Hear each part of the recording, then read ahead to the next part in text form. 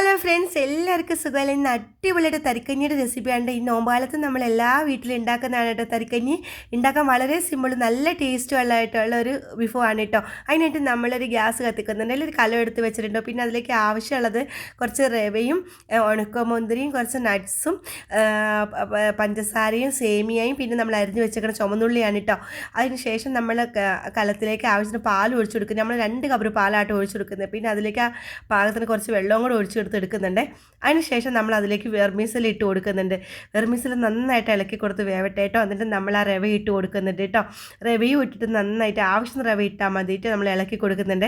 അതിനുശേഷം നമ്മൾ ആവശ്യത്തിന് പഞ്ചസാരയും കൂടെ ഇട്ട് കൊടുത്ത് നന്നായിട്ട് ഇളക്കി അത് എടുക്കുന്നുണ്ട് കേട്ടോ. ഇളക്കി അത് വേവിച്ചെടുക്കുന്നുണ്ട്. ഇത്രയും കൂടെ സാധനങ്ങൾ ഇടുമ്പോൾ തന്നെ നമ്മുടെ തരിക്കഞ്ഞിയുടെ റെസിപ്പി റെഡി ആയിട്ടാണ്.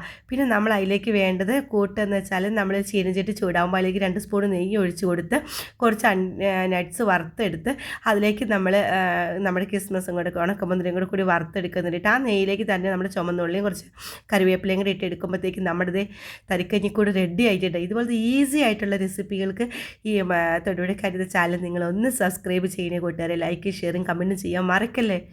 അടുത്ത വീഡിയോ